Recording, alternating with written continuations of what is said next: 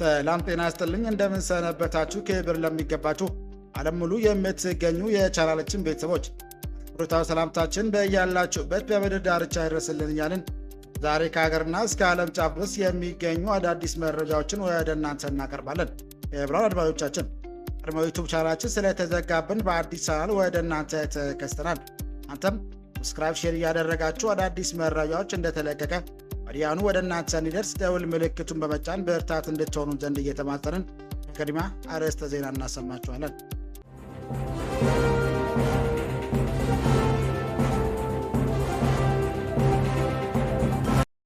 አቶ ጌታቸው ረዳ በጠለም ድርጅትና በህወሓት አመራሮች ላይ ጠንካራ ትችት ሰነዘሩ። ራሳቸው የለኮሱትን እሳት ራሳቸው ያብቁት ሲሉም ተደምጧል። የጠቅላይ ሚኒስትር አብይ አህመድ የምስራቅ አፍሪካ ጉዳዮች አማካሪና የቀድሞ የትግራይ ጊዜያዊ አስተዳደር ፕሬዝዳንት አቶ ጌታቸው ረዳ የፕሪቶሪያን የሰላም ስምምነት ተግባራዊ ለማድረግ የተያዙ ዲፕሎማሲያዊ ጥረቶችን በግለሰቦችና በቡድን ስልጣን ጥም ምክንያት እንቅፋት እየገጠማቸው መሆኑን ገለጹ። በሰፊው ተሰሙታላችሁ። በሰሜኑ የሀገራችን ክፍል ያለው ወታደራዊ እንቅስቃሴ በየሰዓቱ መልኩን እየቀያየረ ይገኛል። አሁን በደረሰ መረጃ መሰረት የፌዴራል መከላከያ ሰራዊት ከአላማጣ ከራያ ባላና ከአካባቢው ወጣቱ ታውቋል። ይህ እርምጃ በራያ ግንባር ላይ አዲስ ወታደራዊ እውነትን እየፈጠረ ይገኛል። ጥንክራችን ይዞታል። ትሰሙታላችሁ። የኢትዮጵያ አየር መንገድ ወደ ትግራይ ክልል ከየትሞች የነበረውን የዕለት በረራ መቋረጡ ተከትሎ ስጋት እንደገባቸው የመቀሌ ከተማ ነዋሪዎች ተናገሩ። ነዋሪዎቹ በተለይ ለጠቢያችን እንዳሉት በትግራይና በአማራ ክልል አጎራባች አካባቢዎች ግጭት መቀስቀስ አሳሳቢ ሆኖባቸዋል። መቀሌ ከተማ ነዋሪ የሆኑት አንድ ስማቸው እንዳይጠቀስ የጠየቁት የመንግስት ሰራተኛ አውሮፕላን በረራ መቋረጡን ተከትሎ አዲስ አበባ የሚገኙ ዘመዶቻቸው ወደ መቀሌ ለመመለስ መቸገራቸውን ተናግረው የበረራውን መቋረጥ ባንኮችና የንግድ ተቋማት አካባቢ ውጥረት ማስከተሉን ተገልጿል። አብራችሁ ስትቆዩ ይህንና ሌሎች የመሳሰሉ መረጃዎች ተሰሙታላችሁ። ከንቲባ አዳነች አቤቤ በስፖርት ማዘውተሪያ ሜዳዎች የዋጋ ጭማሪ ላይ ጠንከር ያለ ማስጠንቀቂያ ሰጡ። አዲስ አበባ ከተማ አስተዳደር ከንቲባ አዳነች አቤቤ ከተማ የሚገኙ የስፖርት ማዘውተሪያ ሜዳዎች ላይ እየታየ ያለውን ያልተገባ የዋጋ ጭማሪ በተመለከተ የሚመለከታቸው አካላት የመጨረሻ ማስጠንቀቂያ ሰጥተዋል። በዝርዝር ትሰሙታላችሁ። ትራምፕ በኢራን ላይ አዲስ ጥቃት ለመሰንዘር እያጤኑ መሆኑ ሲነገር፣ ኢራን በበኩሏ እስራኤል ኢላማ አድርጋለሁ ብላለች። ኢራን የኒውክሌር መርሃ ግብር ዙሪያ የሚደረጉ ውይይቶች ምንም አይነት ማሻሻል ባለማሳየታቸው ምክንያት ፕሬዝዳንት ዶናልድ ትራምፕ በሀገሪቱ ላይ ከፍተኛ ወታደራዊ ጥቃት ለመሰንዘር እያሰቡ መሆኑን ተገለጸ። አብራችሁ ስትቆዩ የምትሰሙት ይሆናል። አድማጭ የቻናላችን ቤተሰቦች ሰብስክራይብ ያላደረጋችሁ እንድታደርጉ እያልን እነዚህና ሌሎች ያሰባሰብናቸውን መረጃዎች ይዘን ቀጥታ በዝርዝርና በትንታኔ ወደምንመለከተው አቀናል።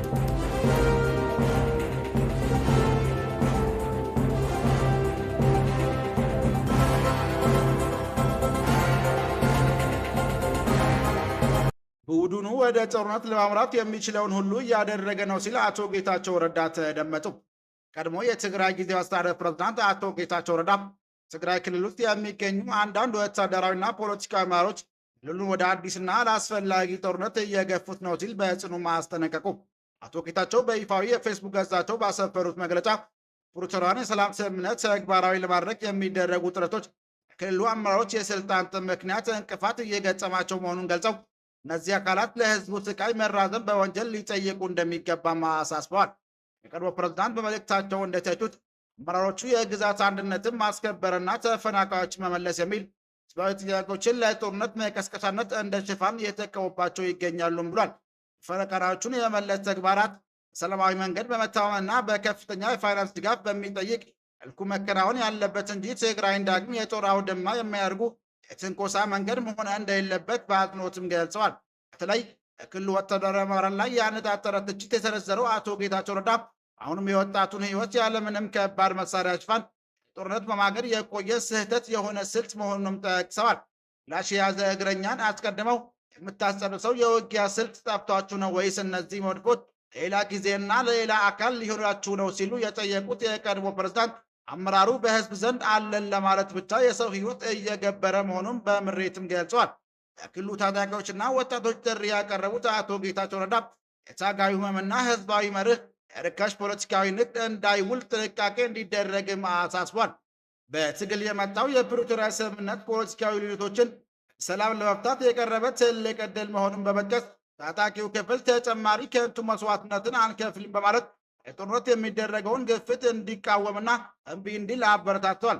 መጨረሻም አቶ ጌታቸው በትግራይ ስም የሚደረገውና የት መቼና እንዴት እንደሚጠናቀቅ የማይታወቅ ያሉት ትርጉም አልባ እንቅስቃሴ በአስቸኳይ እንዲቆም ጠይቋል። ግጭት በመቆስቆስ ላይ ያሉ አካላት ቆም ብለው እንዲያስቡ እያሳሰበ ራሳቸው የጫሩት እሳት ራሳቸው ይሙቁት በሚል ጠንካራ ማስጠንቀቂያ መልእክታቸውንም ደምድመዋል።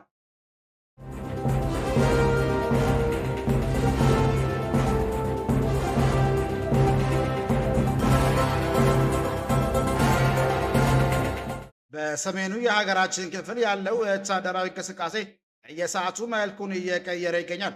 አሁን በደረሰ መረጃ መሰረት የፌዴራል መከላከያ ሰራዊት አላማጣ ከራያ ባላና ከአካባቢው መውጣቱ ታውቋል።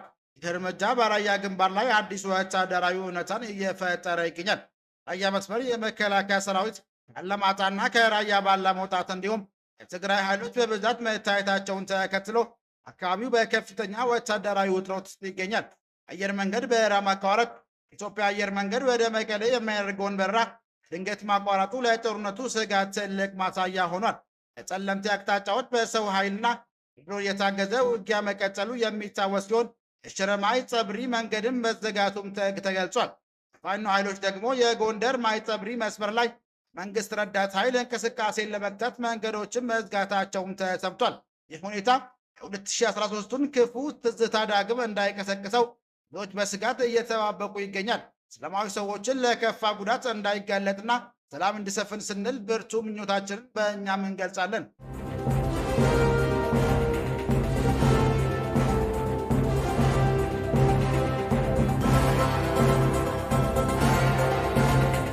የኢትዮጵያ አየር መንገድ ወደ ትግራይ ክልል ከየትሞች የነበረውን የዕለት በረራ ማቋረጡን ተከትሎ ስጋት እንደገባቸው የመቀሌ ከተማ ነዋሪዎች ተናገሩ።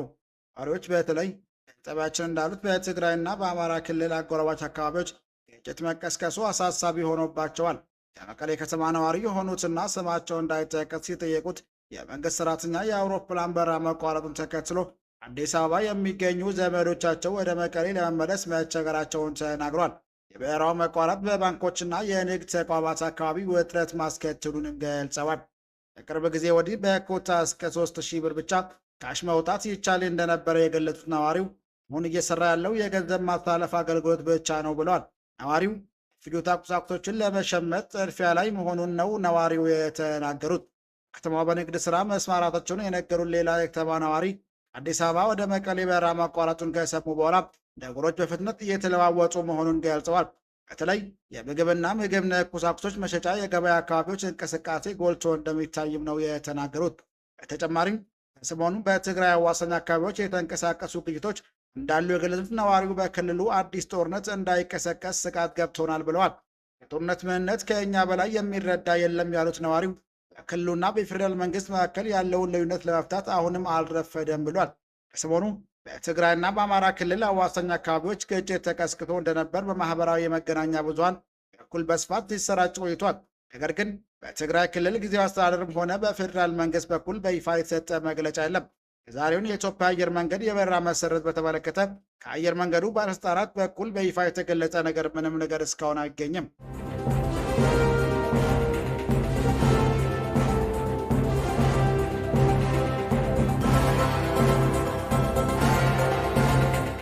እስራኤል ለኢትዮጵያ የውሻ ድጋፍ አደረገች። የኢትዮጵያ ፌዴራል ፖሊስ በአደገኛ እጽ ቁጥጥር የፖሊስ ስራ በከፍተኛ ደረጃ የሚያግዝ አነፍናፊ ውሾችን ኪናይን ከእስራኤል ፖሊስ በድጋፍ አግኝተዋል። የኢትዮጵያ ፌዴራል ፖሊስ የወንጀል መከላከል ጠቅላይ መምሪያ አዛዥ ክቡር ምክትል ኮሚሽነር ጀነራል መላኩ ፈንታ ድጋፍን አስመልክተው ባስተላለፉት መልእክት ከድጋፍ ያገኘናቸው ኬንያኖቹ በቦሌ ኢንተርናሽናል ኤርፖርት በኩል ከተለያዩ የውጭ ሀገራት ወደ ሀገራችን የሚገባውና የሚወጣውን አደገኛ እጽ ለመከላከልና ዝውውሩን ባደገ ውሳኔ ለመቆጣጠር እንደሚያስችልም ተናግረዋል። ተያይዘውም ከኬንያን በመታገዝ ከውጭ ሀገር ወደ ሀገራችን የሚገባውንና የሚወጣውን አደገኛ እጽ በተገቢው መንገድ ለመቆጣጠር የኢትዮጵያ ፌዴራል ፖሊስ የጸረ ፈንጂና የአደገኛ እጽ ቁጥጥር መምሪያ ባለሙያዎች በእስራኤል ሀገር በቴል አቪቭ ስልጠና እየወሰዱ መሆናቸውን ተናግሯል። ነፍናፊ ውሾቹ ስልጠናው ወደ ሀገራችን ሲገቡ የ39ኛው አፍሪካ ህብረት መሪዎች ጉባኤ አገልግሎት እንደሚሰጡም ጠቁመዋል። የኢትዮጵያ ፌዴራል ፖሊስ ከእስራኤል ፖሊስ ጋር በመተባበር አደገኛ እጽ ዝውውር በመከላከልና በመቆጣጠር ረገድ በርካታ ስራዎችን እየሰራ እንደሚገኝ ጠቅሰው እስራኤል ሀገር በቴል አቪቭ እየሰጠው የሚገኘው ኬናይኖቹ ወደ ሀገራችን ገብተው ስራ ሲጀምሩ የኢትዮጵያ ፌዴራል ፖሊስ ቦሌ ኤርፖርት እየሰጠ ያለውን አገልግሎት እንደሚያዘምኑ ክብር ምክትል ኮሚሽነር ጀነራል ጨምረው መናገራቸውን የፌዴራል ፖሊስ የተገኘው መረጃ ያመለክታል።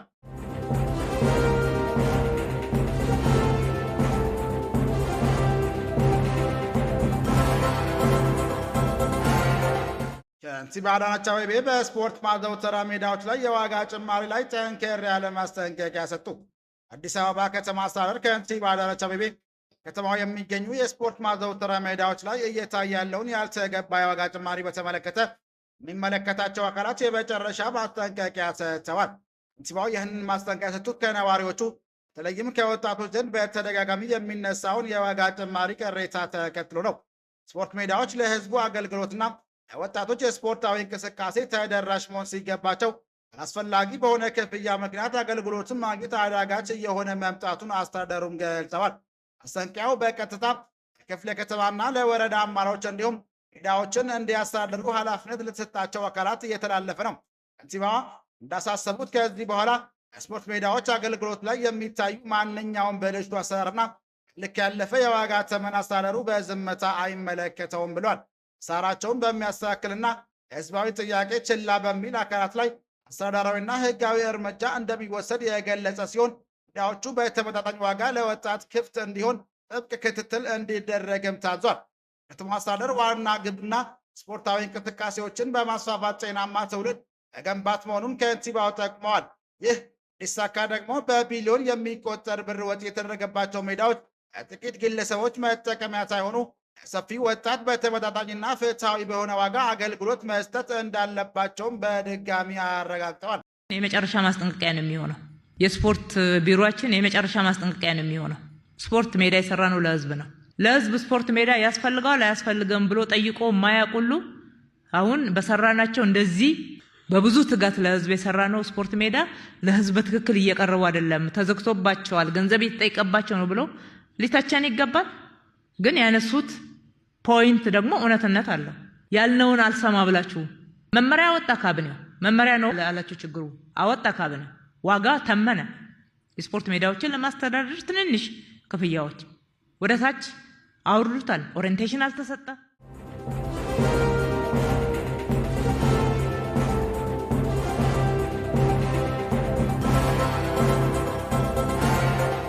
ትራምፕ በኢራን ላይ አዲስ ጥቃት ለመሰንዘር እያጤኑ መሆኑ ሲነገር ኢራን በበኩሏ እስራኤል ኢላማ አድርጋለሁ ብላለች። ሐሙስ ጥር 21 ቀን 2018 ዓ.ም ኢራን የኒውክሌር መርሃ ግብር ዙሪያ የሚደረጉ ውይይቶች ምንም አይነት መሻሻል ባለማሳየታቸው ምክንያት ፕሬዝዳንት ዶናልድ ትራምፕ በሀገሪቱ ላይ ከፍተኛ ወታደራዊ ጥቃት ለመሰንዘር እያሰቡ መሆኑ ተገለጸ።